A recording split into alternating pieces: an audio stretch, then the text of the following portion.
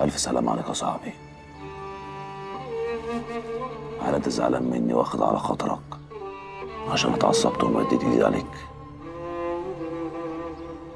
طب يا عم لو عكسنا الايه وانت في يوم اتضايقت وجيت مديت ايدك عليا، انا هقول لك حاجه؟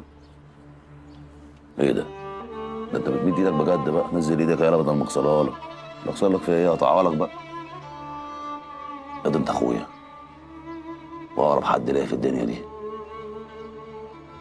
وبعدين لما بجدد من الدنيا يعني هطلع زهقي على مين؟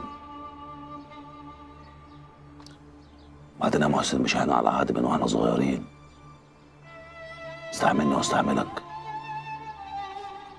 ربنا يخليكم لبعض. عليا النعمة شيطان ودخل ما بينكم، ومفيش شيطان يقدر على عرب السويركي. قوم يا اخويا قوم، وانا وعهد الله اقف قدام المغربلين كلها واقول ان انا محقوق لك، واعمل فيها اللي انت عاوزه. روح كسرني يا عم.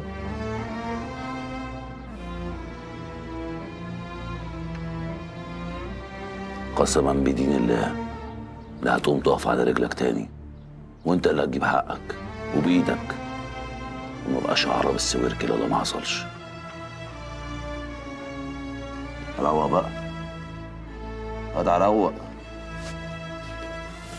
اسف انا.